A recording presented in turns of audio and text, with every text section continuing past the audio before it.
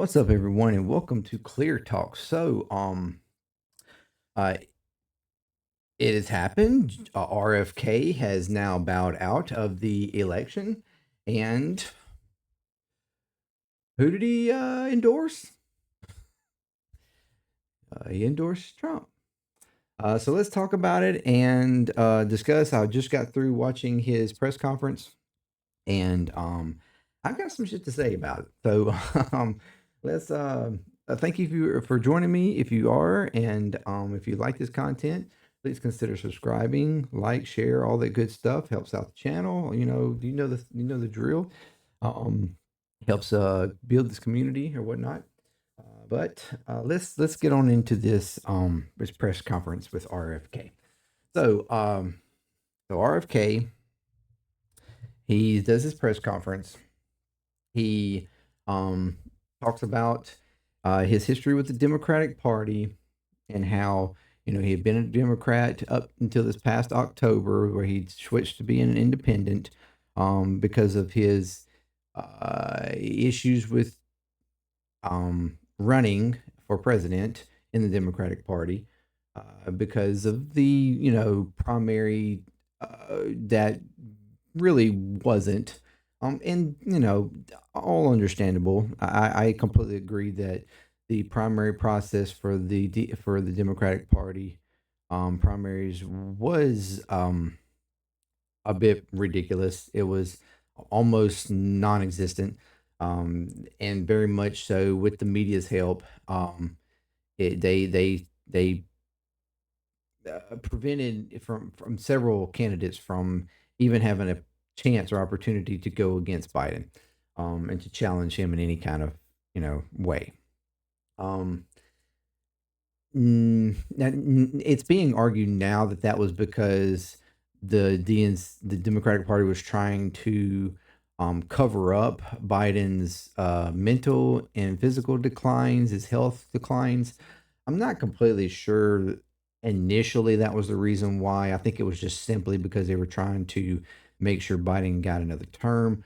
Now, I think after so long, some things were covered up because of his health issues. I do believe that, but I don't believe that initially the push against any sort of respective primary process.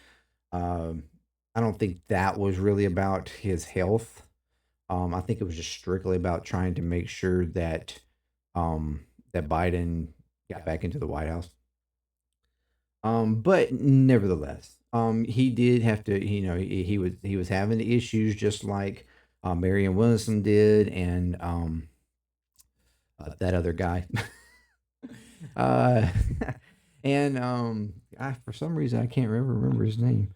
And so he swapped over independent and was running independent and has had his challenges as any independent does at becoming a presidential candidate. Uh, so I'm trying to adjust my. I know my mic audio has been kind of weird lately. Uh, so I'm trying to fix that. Um, okay, back. So he was having his struggles, and he has had to, just like any other independent candidate, has had all kinds of obstacles in his way. It's like getting signatures and stuff, money, whatnot has been an issue at times. But um at times, but then we've also known that he had big money come his way. The same big money that was going for Trump also gave to him, because he ultimately got in the race to cause an issue with the Democratic Party. He really was, I think, even though he argues that he was not intending on being an upset type of candidate. I truly actually think it was. I think he had a vendetta against the DNC because of the whole primary thing. And like I said, there's a legitimate argument there. But it was. I feel like he most certainly um, had that somewhat of an underlining agenda to try to skew or pull as much as he could from from the Democratic Party. Not necessarily that he wanted Trump to win. I don't think. I think he genuinely thought he had a better chance over him or Biden, which arguably I guess could be possible. He made the statement that he truly believed he could have won if process, if the electoral process, like through the primaries or for the election and being on ballots and all that stuff, the media coverage was fair and all the things that he would win. Now, in an competition strictly with Trump, him, and Biden, I mean, maybe he actually somewhat has a case there. He probably would have somewhat.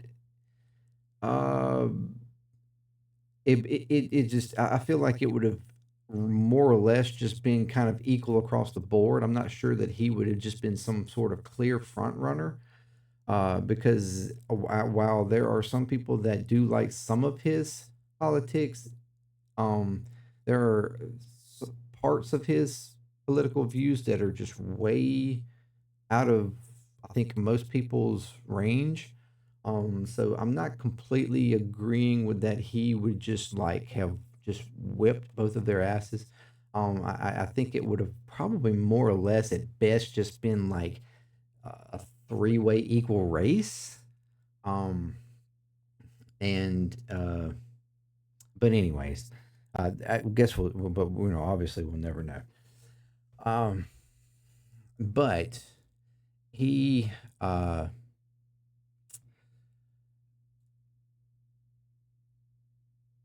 he clearly was giving money from far right wealthy um uh elites to help his campaign progress and get as much support as he could because they thought that he would be pulling more from Biden at first. But then little by little, it looked like he was actually pulling more from Trump. And I think this caused a problem. And then once the flip happened, and Harris was taking the reins, um, it's becoming more and more clear since there's been a boost in everything in the Democratic Party in that movement, energy and everything. I mean, it's already we can see it. The polls going up for her. It's looking more like it's in more her favor than Trump's now, which is clearly putting a causing some demise in RFK's uh, campaign as well. And so I think while he, looked, um, he was looking somewhat decent against Biden and Trump. Now I feel like it's more clear that he knows he has no chance in hell going up against Harris and Trump. Because the dynamics there, the duality is just too much energy and focus going on there, and everybody's losing focus on him. Where he had some momentum a little bit going back, say in May or so. I think that's where I feel like he had kind of a peak um, here of late because of all the attention moving to the Harris changeover and whatnot. Uh, any kind of momentum he did have has basically been deflated. Now, where he made the argument that he was doing it because of the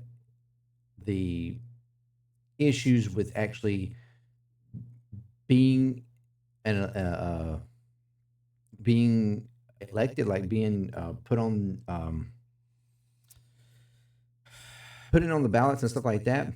Although I find it kind of weird that he actually, just recently got his name on the Arizona ballots, but now he's turning around and having them removed. All the effort that he took in getting himself on that ballot, but then now he's turning around and removing himself, and that's the other issue. He's not removing. He's not even ending his campaign. He said that he's just suspending it, and he's only removing himself from battleground states. He's going to keep his name on states that are, pretty much secured for the most part in going one way or the other, because he knows he feels he's looking here, or he looks at it as if he's not really causing, um, he's not a spoiler candidate in those states, because he said that from the beginning of his campaign, he would end his campaign if he felt like he was a spoiler um, candidate, meaning pulling from one candidate more than another and could cause an issue with um, uh, someone getting nominated in a state over another because of him. Uh, and so that's the reason why he's pulling his name from battleground states. Well, if that is the issue, if that was always what he was going to do, or he was going to stand to, then what was the point in him running a campaign to begin with? Because he was always going to be a spoiler in battleground states. I mean, it was that argument from the very beginning that he was going to be a spoiler. It's not that he just suddenly became a spoiler. He would have always been a spoiler. So I don't know where that argument really makes any sense. So he's going to keep himself on non battleground states, but remove himself from the others. And then turn around and endorsing Trump. So he's not ending his campaign. He even urged people to vote for him in the states where he was going to keep himself on the ballot, but he's endorsing Trump. And then all the main things that he says that he differs and is disrupted by on the Democratic Party side, meaning war, our forever wars, and chronic disease with the food and issues with children, and then I can't remember what the third one was. But these issues, the other one, but these issues are. I'm trying to understand where Trump is the better candidate here on this. When it comes to war, I mean, yeah, Trump has the argument that he didn't start any new wars. I mean, I think that's just by chance and by luck, because he certainly didn't keep himself from attempting to. Um, Assassinations and governmental coups and everything else, drone war increase. I mean, he most certainly didn't keep himself from trying. Just luckily, he, the countries that could have, retaliated and created a war, luckily decided to not, just like they are now. But in the food issue, with chronic disease and everything else, this is nothing that the Republican Party has ever talked about or act like they. I mean, he's talking about getting better food in schools and healthier food in schools and everything else. I mean, the Republican Party wants to make sure that we don't even feed kids in schools.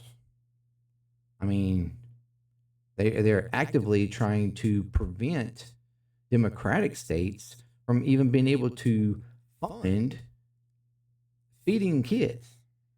So, I mean, I'm trying to understand where this logic of I'm endorsing Trump because because of these things that I don't like the Democratic Party on, but yet it's just not both when it comes to the war argument, both parties have their issues, or both parties are very much like neocons. Because he's he made an argument that DNC is just full of neocons, uh, but so is the Republican Party, arguably even more so, and actually more so. Um, so I'm it's like none of it's really registered as far as a reason to endorse Trump. And the thing is that he could have bowed out of this and just not endorsed anybody. But the thing is that his whole move for an endorsement was for to him to get a cabinet position. He went to both campaigns asking for a cabinet position for an endorsement. So this was an opportunist moment. And that for me is what keeps coming up whenever I think on RFK is he's just an opportunist. He kind of sways in the direction that he feels like he's getting popular, kind of very similar to Trump. Although I don't feel like he's as extreme as Trump, but he still has those same sort of tendencies. And while I think he, to some degree, is very genuine about how he feels on, certain issues on a social like side and stance, but when it comes politically, I feel like he's just a opportunist, which most politicians are. I mean, yes, but he attempted to get a cabinet position just for an endorsement, while Kamala's team straight up told him no. And there apparently there's some different. Trump's team apparently said that they would consider it at first, and then eventually, I guess they came back and said, "Yeah, we'll give you a position in the cabinet if you give our endorsement." Because him and Trump apparently have been communicating with I can't speak with each other quite a bit here lately. And promises are being made. So, because my thing is he could have done all this, he could have bowed out and just not made an endorsement. Period. The endorsement it's kind of pointless, especially if he was gonna if he was holding to his you know ideas and morals and the policies he kind of concentrates on, because the Republican Party and Trump certainly doesn't agree with any of that. It just doesn't make any sense to me outside of him just hoping to get a specific place in the cabinet, where perhaps maybe he thinks he actually can make a difference in the things that he wants to make a difference in. But ultimately he's just taking a major risk politically, because it's not like Trump has to actually put him in the cabinet or give him a cabinet position. He could turn around, if he happened to win, and just be like, "Oh yeah, I'm sorry. I know I said that I would, but I mean, we're kind of full, and I don't really agree with you on this," because he made plenty of arguments within his speech where he vehemently doesn't agree with Trump in several places. But they have made an agreement on the places that they do agree, they will work together on. Trump doesn't work that way. Trump is just looking for an endorsement because he's hoping he can pull as many as possible of those of his followers to his side, because he's heard the arguments that a lot of RFK's support come from Trump world, or the Republican leaning electorate. So that's Trump is the biggest opportunist here, and that's what he's doing here. He thinks it makes him look good and this gives him like an up right now when he is certainly down because of the momentum that the DNC has right now. He's looking at this opportunity to get him back in the newsreels, get him back, being talked about. Although he's not ever not talked about, but and talked about in maybe a more positive way, or that's what he's thinking. That if he gets RFK, he's like, oh, this is an endorsement. This makes me look good because it's RFK. The former, the nephew uh, and son of JFK and RFK, respectively. This is he was in the Democratic Party, and now he's on my side. He's a MAGA. Um, it just seems all political theater to me. Um, and I feel like he's gaslighting himself a little bit here, to thinking that he's actually, you know, is doing something or making a decision possibly to get him in a place where he can actually maybe make a change. I mean, giving him that respect, and maybe he's trying to get there, to do something with things that he wants to see done. But like because I think genuinely think he does have an issue with the FDA and our food and stuff here, the chemicals and things in our foods and causing our chronic illnesses and things like that. I mean, all that stuff is completely legitimate, and I've been arguing that for a while. I mean, we certainly need a complete overhaul on our food system. A lot of things here we have in our uh that we put in our foods that a lot of other countries have banned. um, and yeah, a lot of these things are causing some chronic issues majorly in our populace. I completely agree with him on that. But I think he's gaslighting himself a little bit, think that Trump is just going to give him a position because he endorsed him. I think that's just, uh, there's got to be some reservation in the back of his mind that that's not really going to happen. Um, it, uh, But I mean, maybe I'm wrong. Maybe Trump would give him a position. Uh, but I'm I don't. I just don't feel like. I feel like he's a little too overconfident in that to to just do what he's doing right now. But yeah.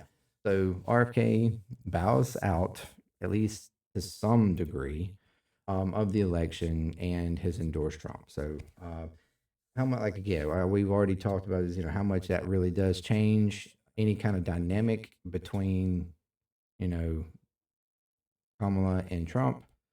That's yet to be seen. Um, so this coming also on the heels of the DNC uh, finishing up the convention, finishing up. I feel like it will help at least um, in the polls coming the next week or so. I would feel like would reflect both of these things happening um, back to back on each other, instead of this happening like say a week or so from now, and then we have this. We have to then watch for polls to change again or something. I feel like we're probably going to have a good idea of both of these things. The results from the convention plus the results of him bowing out, all kind of uh, being reflected in polls here within the next week or so. Um, so hopefully we'll see that when it comes out, whether or not there's a continued boost and who gets boosted, or if if both get boosted, any, um, and for what reasons. Hopefully we'll see all that. But yeah, so that's the big news for today. Uh, RFK's gone out, sort of. um, I mean, if you were planning on voting for him and you're in a state that's not that he's going to continue, then I mean, more than welcome to vote for him. I never was going to vote for him, but I mean, because I don't agree with them on a lot of things. Um, but but yeah, I mean, you're more than welcome to vote for him. And if you were voting for him in a battleground state, looks like you might have to decide differently. I don't know, or not vote at all, I guess.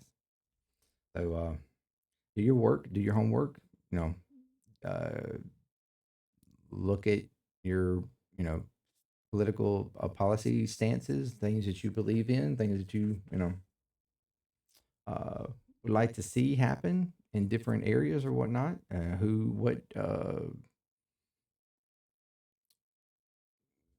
And what party, what nominee, or coalesce of nominees. Which ticket better represents those values. So, and vote accordingly, I guess. So, anyways, and there's still time to continue seeing how things go. If you are just suddenly become undecided, and that could be what happens to a lot of RFK. They just become undecided. But anyways, thank you very much for joining me. And again, if you like this content stuff, consider subscribing, like, share, all that good stuff. Let me know what you think. Let me know what you think of this decision. How much you think it reflects. Going to reflect. Uh, is it a good thing that he endorsed Trump? Is it not? Uh, does it matter?